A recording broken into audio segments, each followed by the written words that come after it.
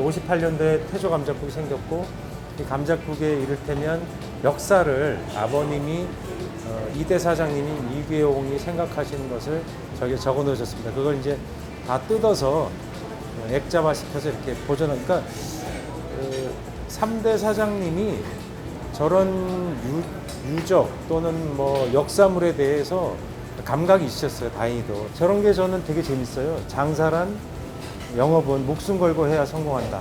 쉽게 생각하지 말고 할 때 좀 이거를 정직하면서 내가 해야 할 목표를 정하고 저기 하라는 의미 항상 얘기하셨거든요. 이거를 너무 쉽게 생각하다 보면은 쉽게 또 망가져요. 그런 거를 아버님이 저한테도 얘기를 많이 했었어요. 뭐 한 가지 할 때는 끝을 봐야 된다. 끝을 보고서 얘를 매달려 봐야 뭐가 답이 나온다. 이런 근데 창업 때부터 태조 감자국 가족 노동이 굉장히 중요했고 특히 이 어른들이 정신이 현 사장님 때까지 계속 물려왔는데 그분들의 정신이 뭐였냐면 가격을 싸게 해라. 그러니까 당신들의 노동으로 음식값을 떠받친다는 느낌이 강하거든요. 그것이 노포들의 통상적인 어떤 그런 스타일이기도 한데 공통점입니다. 근데 음식값을 유지할 수 있었던 방법이고 또 중요한 건 아버님 때에 아낌없이 줘라. 국물 리필해줘라. 또 뼈 리필 같은 가격을 싸게 해라. 이런 게 그분들의 정신이었고 그것이 태조 감자국이 노포로서 여전히 사랑받는 중요한 이유라고 생각할 수 있습니다. 감자에서 예전에는 살을 고기가 좀 비싸니까 밭도 발라내지 않았어요? 맞아요. 예, 그 어땠습니까? 옛날하고 지금 드시다가 지금도 현재도 대중께 어디 가서 이제 음식점 가서 이제 하게 되면은 살밥이 없어요. 다 발라내라고. 살밥이라고 얘기를 하죠. 이게 지금은 이제 그동안 오랫동안 플랫가 있어서 작업을 저희 거를 따로 해주죠. 원하는 대로 좀 맞춰주죠.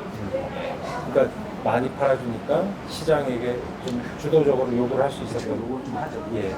근데 그러다가도 이제 이 국산이라는 게 이게 좀 수요가 딸릴 때도 있고 조금 못 나올 때도 있어요. 그렇죠. 다시 좀 정하고 손님한테 양해도 하고 있는 그대로 얘기를 해야 되니까 이게 그래서 우리는 일정하게 좀 이렇게 맞추고 있는데 국내산 비싸다 보니까 거기 때는 뭐 상품밖에 없을 때도 있어요. 특히 꼬리 쪽으로만 살이 적거든요. 네. 살이 적죠. 좁아지니까. 예. 좀 요청하고 손님도 양해도 돼요. 얘기 있는 대로 말씀드리죠. 이렇게 보면 여기 이제 감자를 넉넉하게 넣어주세요. 감자는 그 당시 어떻게 사철 조달하셨어요? 이게 가격이 예를 들면 4월, 5월, 3월 되면 되게 비쌀 거 아니에요? 저장 감자가 떨어지고. 그럼 비싼데 어떻게 쓰셨어요? 예전에는 어머님이 이제 시장을 주로 다니시는데 매일 사람이 살고 있더라고요. 저 같은 경우는 사실 가격이 비싸다고 안 쓰고 주품목이거든요. 사실 그 하는 게 저는 비싼 돈을 그냥 넣어줘야 돼요. 어쩔 수 없는 부분 같아요. 그러니까 비율이 좀 제가 줄어들게 되고. 들어도 비싸다고 안 넣을 수 없고 일단 저희가 이제 그 사이즈마다 들어가는 수량이 있어요. 그럼 맞춰서 맞춰주는데 제 이름이 당시에 잠깐 느껴본 틀렸죠. 그거 감안하고 사는 거죠. 그래서 감자는 들어가야 감자탕이다. 여기 깻잎이 들어가고 이제 시원한 국물을 내고 이런 조리법이 그 확정, 그러니까 이렇게 정해진 것이 부함집 시절이에요. 할아버지의 그 제가 이번 할아버지의 할아버지 이 때는 레시피예요? 깻잎 안 들어가고 그냥 그 당시에. 칼만 썰어서 넣어줬는데 저희가 이제 제가 하면서 이게 깻잎이 그 이후에 이제 개발된 네네. 거구나. 네. 왜 깻잎을 넣게 되셨어요? 이제 당면 깻잎 이렇게 궁금하거든요. 네. 나중에 조금씩 바뀌게 되는 거죠. 계속 조리법이. 이렇게 찌개식으로 하면서 이제 깻잎하고 쑥갓하고 여기다 그러니까 버섯도 넣고 옛날엔 막지 않았어요, 어머님은? 뚝배기 시절에는 네. 좀 고춧가루도 적게 들어가 좀 맑은 형태 아니었어요? 네네 좀 맞게 이렇게 네. 떠주고 근데 거기다 점점 파- 진해지고 이렇게 전 걸로 먹으면서 진해지고 막 이렇게 된 거죠. 네네 그 왜 그렇게 하신 거예요? 그게 깻잎- 유행이 그렇게 변한 건가요? 제가 하면서 이제 이렇게 1인분, 2인분으로 하면서 이제 깻잎하고 쑥갓하고 거기다 이제 버섯도 넣고 이제 내 아빠가 예. 여기 뭐든지 감자도 비싸면은 더 이게- 많이 이게 들어가고 선생님. 더 많이 넣으시고 감자 비싸다고 안 넣는 거 아니고 더 많이 넣었어요. 지금 역발상이에요. 아, 우리 장사하는 식이 뭐 비싼 거는 더 아버님 들어가야 얘기가 된다고. 저기 이제 이호광 사장님 3대인 아버님 얘기를 써서 주로 이제 그 말씀하셨던 얘기를 저렇게 간단히 요약해 써놨어요. 그러니까 약간 예술가 기질이 있으시고 풍류 좋아하시고 그리고 뭐랄까 그런 게 어떤 괴짜 같은 기질이 있지 않으셨어요 좀? 그렇죠. 그래서 감자가 비쌀 때 야 더 넣어 뭐 예, 이랬던 게 뭐든지 더 넣고 뭐 고추가 좀 비싸면은 더잘 먹. 덜 넣으려고 그러잖아요. 예. 잘 먹잖아요. 장사하는 아, 더 달라고 식이- 그러네. 예. 뭐가 비싸다면은 더 넣어야 된다고 더 푸짐하게 이렇게. 그게 맞는 거였어요. 그게- 저희는 이제 그게 아니다 그러는데 지나가 보니까 다 그게 맞는 거예요. 그러니까 베푼다는 게 당장 이익은 좀 줄어들지만 이게 손님들한테 더 강하게 어필되고 가치 있게 되는 게 아닌가 그런 생각이 드네요. 시간이 흐르면서 이제 알아두는 것 같아요. 바로는 정말 나오냐고 하지만 비교하고 이제 가실 때는 이게 비쌌던 거잖아. 좀 많이 먹고 왔는 이런 게 시간이 지나면서 알게 알려지는 것 같아요. 저도 제가 아버님 왜 저렇지 왜 저렇게 하시지 이랬었거든요. 사실. 그러니까 장사라는 건 이문이란 게 있고 그러니까 재료가 얼마 들어가면 얼마가 이게 계산이 사실 서 있잖아요. 그런 거를 아버님은 파괴하시는 분이네. 좀 파괴 많이 하셨죠. 많이 하셨죠. 조금이 아니라 좀 많이. 그런 걸 쓰는 어머니 걸 막 좋아하시고. 속상하지 않았어요? 아 내가 20몇 시간씩 24시간 쪽점점에서 하는데 근데 좀 그- 더 받지. 예, 그 속상한 게 아니고 좀 줄이지. 그냥 따라갔어요. 아. 근데 이제 못마땅하니까 칭찬을 좀 해야 되는데 그랬으면 좋았을 건데 칭찬을 안 하면서 이제 그냥 따라는 갔는데 이게 지나가 보니까 이게 다 맞는 거예요. 아, 옛날 어른이 무뚝뚝해서 그렇지 왜 칭찬 안 하셨고 마음으로 좋아하셨겠죠. 그거는 마음으로는 아니잖아요. 비싼데 많이 넣으라 그러니까. 예. 근데 안 넣으면 안 돼요 또. 고집이 세셔가지고. 아이. 근데 그걸 지금 이렇게 보면은 그게 다 맞는 것 같아요. 깻잎, 당면 이런 버섯 이런 새로운 요소들이 이제 어머님이 나중에 넣게 된 이런 전골 형태로 되면서 점점 조리법이 변화해 갔던 거라고 보면 되겠네요. 네. 우리 이제 그때 당시에 얘기하시는 아버님 뭐 국물 끓이고 이런 거는 그 옛날에 했던 그 방식으로 이제 삶아내고 했던 거는 했다고 얘기 들었거든요. 지금도 저는 어머니 했던 거 그전에 봤던 거 같이 하고 있거든요. 하다가 이게 저는 현재 이게 변화 주는 거보다 이거는 지켜가는 게 맞다고 생각해요. 근데 이게 돼지뼈에 살을 발라낸 먹는 맛도 있지만 감자탕 국물이 걸쭉하면서 시원하잖아요. 이게 비결이 뭡니까? 사실 뭐뼈 국물만 해도 맛은 나와요. 근데 약간 노랗고 맑으면서 고소한 국물이 나오지 않습니까? 탕을 끓이면 처음에. 그 돼지 등뼈를 삶으면 좀 맑게 나오죠. 예.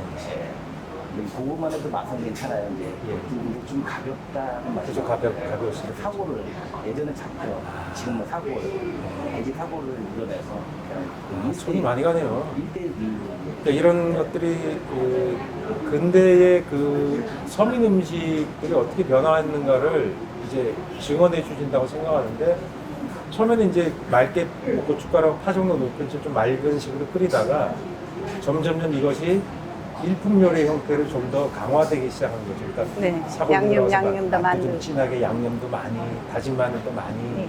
생강도 들어가고 이런 식으로 변화해 간 거죠. 네. 맞아요.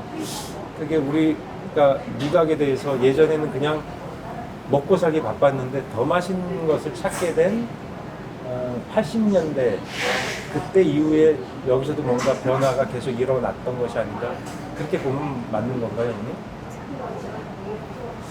태조감자포 추천이 열 때 이때만 해도 그러니까 전차 종점의 개념 64년도였고 여기 58년도 그렇으니까 전차가 돌아갔을 때 부함집이 장사를 했던 거고 그러니까 그 후에는 이제 없어지고 버스 종점들 또는 버스의 중간 기점이어서 거기서 주택가가 많아지니까 내리는 사람들이 주민들도 오고 학생들도 많이 오고 네, 학생들이 회사원들이 많이 그때 제가 회사원들도 인터뷰할 때 기억이 나는데 회사원들이 왔다. 그 생각 어디서 왔어요? 회사원들이. 회사원들은 이제 뭐 구청 이제 이렇게 이제 기사들이 음식을 아. 제일 맛있는 데를 찾잖아요. 기사라고 하면 어떤 기사? 운전기사? 운전 버스 예.